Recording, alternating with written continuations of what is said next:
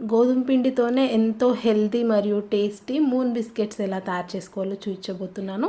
చూడండి, ఇవి చాలా చాలా క్రిస్పీగా టేస్టీగా ఉంటాయి. ఎలాంటి మౌల్డ్స్ లేకుండా చూడండి, షేప్ చాలా పర్ఫెక్ట్గా వచ్చింది. బ్యాక్ సైడ్ కూడా మంచి కలర్ ఉంది.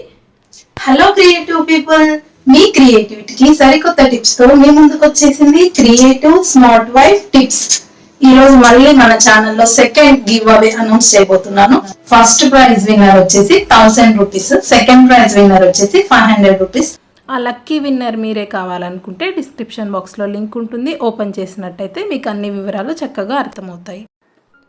ఈ బిస్కెట్స్ తయారీ కోసం ముందుగా 2 గ్లాసుల గోధుమ పిండి తీసుకున్నాను. నేను ఇక్కడ ఆశీర్వాద్ ఆటానే యూస్ చేశాను. ఏ గ్లాస్తో అయితే గోధుమ పిండి తీసుకుంటామో అదే గ్లాస్తో షుగర్ పౌడర్ యాడ్ చేసుకోవాలి. పౌడర్ని మాత్రమే మెజర్ చేసుకోవాలి. చక్కెరలో యాలకులు వేసి మిక్సీ పట్టుకున్నట్టయితే స్మెల్ బాగా వస్తుంది. చూడండి, ఖచ్చితంగా బిస్కెట్స్ తయారు చేసుకునే ముందు పిండిని ఇలా జల్లించుకోవాలి. అలా చేయడం వల్ల పిండిలోకి ఎయిర్ ఎంటర్ అయ్యి బిస్కెట్స్ చక్కగా పొంగుతాయి. తర్వాత ఇందులో కొంచెం సాల్ట్ యాడ్ చేస్తున్నాను. చిటికెడు ఉప్పు యాడ్ చేసుకొని నెయ్యి కూడా వేసుకోవాలి. నెయ్యికి ఏం మెజర్మెంట్ ఉండదు. అప్రాక్సిమేట్గా చెప్పాలంటే 1/2 గ్లాస్ పడుతుంది. ఇలా కొంచెం కొంచెంగా వేస్తూ ముద్దగా అయ్యే వరకు నెయ్యి యాడ్ చేస్తూ నిదానంగా కలుపుకోవాలి. ఎక్కువగా నెయ్యి వేసినట్టయితే బిస్కెట్ సరిగ్గా చేయడానికి రాదు.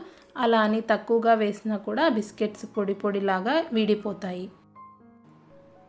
ఇలా 2 చేతులతో అరచేతుల మధ్య పిండిని కలుపుకోవాలి. చూడండి, కొంచెం పొడి పొడిగా ఉంది కదా, సో నేను ఇంకా కొంచెం నెయ్యి యాడ్ చేస్తున్నాను. అప్రాక్సిమేట్గా చెప్పాలంటే ఒక 1/2 కప్ వరకు పడుతుంది. ఏ గ్లాస్తో అయితే పిండి తీసుకుంటామో అదే గ్లాస్తో కొలుచుకోవాలి. ఇలా కొంచెం కొంచెంగా నెయ్యి వేయడం వల్ల మనకి పర్ఫెక్ట్గా డో అనేది రెడీ అయిపోతుంది. దీన్ని ఇలా చపాతీ పిండిలాగా తయారు చేసుకోవాలి. ఇప్పుడు బిస్కెట్స్ అన్నిటినీ కూడా మూన్ షేప్లో తయారు చేసుకుందాము. ఇక్కడ దీనికోసం అనేసి ఎలాంటి కట్టర్స్ కానీ మౌల్డ్స్ కానీ యూస్ చేయడం లేదు. ముందుగా అయితే పిండిని ఇలా ఫ్లాట్గా అంటే ఒక 1 ఇంచ్ వరకు ఉంచుకోవాలి. మరీ ఫ్లాట్గా చేయకూడదు, మరీ మందంగా చేయకూడదు. ఇక్కడ వీడియోలో చూస్తున్నటువంటి హైట్ అయితే సరిపోతుంది. దీన్ని 3 పార్ట్స్ లాగా డివైడ్ చేసుకున్నాను. ఇప్పుడు ఒక కప్ని కానీ గ్లాస్ని కానీ ఇలా షార్ప్ ఎడ్జెస్ ఉంటాయి కదా, దాన్ని తీసుకొని ఫస్ట్ కొంచెం పార్ట్ని తీసేయాలి. అంతలోపు మనము ఏ ప్లేట్లో అయితే బేక్ చేయాలనుకుంటున్నామో ఆ ప్లేట్కి కొంచెం నెయ్యి అప్లై చేసి రెడీగా పెట్టుకోవాలి. తర్వాత ఇలా కట్ చేసినట్టయితే మనకి మూన్ షేపు పర్ఫెక్ట్గా వస్తుంది. సో చూసారు కదా, ఎంత ఈజీగా మౌల్డ్స్ లేకుండా చాలా చాలా సింపుల్గా తయారు చేసుకోవచ్చు. మామూలుగా అయితే మనం కరాచీ బేకరీలో ఈ బిస్కెట్స్ చూస్తుంటాము. హైదరాబాదీ చాంద్ బిస్కెట్స్ అంటుంటాము. అదే మనకి బేకరీలో కానీ బయట మార్కెట్స్లో అయితే దీంట్లో పొంగడానికి అనేసి కెమికల్స్ యాడ్ చేస్తారు. అదేంటంటే అమ్మోనియం బైకార్బోనేట్. కొంతమంది అమ్మోనియం బైకార్బోనేట్ దొరకని వాళ్ళు బేకింగ్ పౌడర్, బేకింగ్ సోడా అలాంటివన్నీ యాడ్ చేస్తుంటారు. ప్లస్ మెయిన్గా మైదాతో చేస్తుంటారు. సో ఇంట్లోనే హెల్తీగా తయారు చేసుకోవడం కోసం అనేసి నేను ఇక్కడ ఎలాంటి కెమికల్స్ లేకుండా, బేకింగ్ పౌడర్, బేకింగ్ సోడా లేకుండా గోధుమ పిండితో తయారు చేశాను. చాలా చాలా టేస్టీగా ఉంటాయి. మీరు కూడా తప్పకుండా ట్రై చేసి చూడండి, మీ కిడ్స్కి బాగా నచ్చుతాయి. చూసారు కదా, ఈ బిస్కెట్స్ అన్నిటినీ కూడా ఒకటికొకటి అంటుకోకుండా దూరం దూరంగా పెట్టాలి. మూన్ షేపే అని కాకుండా పిల్లలు ఉన్న వాళ్ళ ఇంట్లో ప్రతి ఒక్కరికి కూడా ఇలా ఏవో ఒక ఆట వస్తువులు అయితే ఉంటాయి. సో అలా మీ క్రియేటివిటీని బట్టి డిఫరెంట్ షేప్స్తో ఈ బిస్కెట్స్ని తయారు చేసుకోవచ్చు. ఇదైతే అసలు ఏ టాయ్ పార్టో కూడా నాకు అసలు తెలీదు.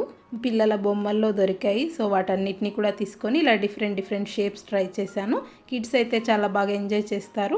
మీ దగ్గర ఏ షేప్ ఉంటే ఆ షేప్తో తయారు చేసుకోవచ్చు. ఏది లేదనుకుంటే అలా కప్తో కానీ గ్లాస్తో కానీ మూన్ షేప్ తయారు చేసుకోవచ్చు.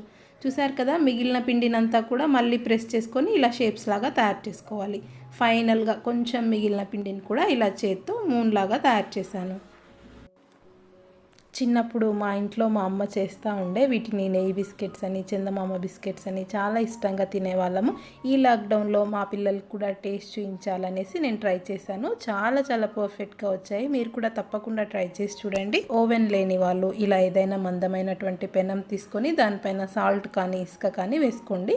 లేదనుకుంటే ఇలా కుక్కర్లో స్టాండ్ పెట్టి మూతకి రబ్బర్ లేకుండా ఒక 10 మినిట్స్ వరకు హై ఫ్లేమ్లో ప్రీహీట్ చేసుకోవాలి. 10 మినిట్స్ తర్వాత చూసినట్టయితే చక్కగా హీట్ అయి ఉంటుంది. దీనిపైన మనం తయారు చేసుకున్నటువంటి బిస్కెట్స్ని పెట్టి మూత పెట్టాలి. ఇప్పుడు ఫ్లేమ్ని ఖచ్చితంగా లో టు మీడియంకి అడ్జస్ట్ చేసి 25 to 30 మినిట్స్ వరకు బేక్ చేసుకోవాలి. ఒక్కొక్క పెన్నము ఒక్కొక్క స్టవ్ ఒకలాగా ఉంటుంది కాబట్టి 20 మినిట్స్ తర్వాత ఇలా చెక్ చేసి చూడాలి. చేతికి ఏమీ అంటుకోకుండా సాఫ్ట్గా ఉండకుండా ఉన్నట్టయితే బిస్కెట్స్ రెడీ అయిపోయినట్టు. చూడండి 20 మినిట్స్కి చెక్ చేసినప్పుడు అంతగా పర్ఫెక్ట్గా రాలేదు. 30 మినిట్స్కి నాకు చాలా చక్కగా బేక్ అయ్యాయి. అన్నిటినీ కూడా లైట్గా ఇలా నైఫ్తో కదిలించి వీటిని వెంటనే ఇంకొక ప్లేట్లోకి ట్రాన్స్ఫర్ చేసుకోవాలి.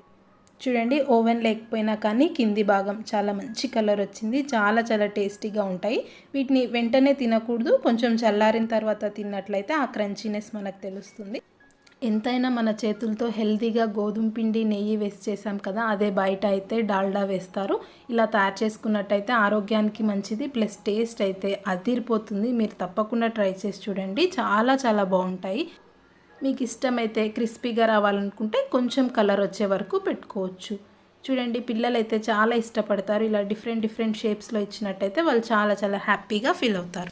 ఏదైనా డ్రై ఫ్రూట్స్తో గార్నిష్ చేసుకోవాలంటే బేక్ చేయకముందే మనం బిస్కెట్ పైన లైట్గా ప్రెస్ చేసుకోవాలి.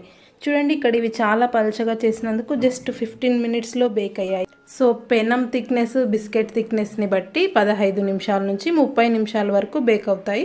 సో 10 నిమిషాలకు ఒకసారి చెక్ చేసుకున్నట్టయితే సరిపోతుంది. వీటిని పిల్లలే కాదు పెద్దవాళ్ళు కూడా చాలా ఇష్టపడతారు. ఒక్కటి తిని అస్సలు ఆగలేరు, అంత బాగుంటాయి. నోట్లో వేసుకుంటే వెన్నలా కరిగిపోతాయి. ఫ్రెండ్స్ మీకు కనుక ఈ వీడియో నచ్చినట్టయితే ప్లీజ్ లైక్ చేయండి. మీకు ఎలా అనిపిస్తుంది అనేది కామెంట్ బాక్స్లో తెలియచేయండి.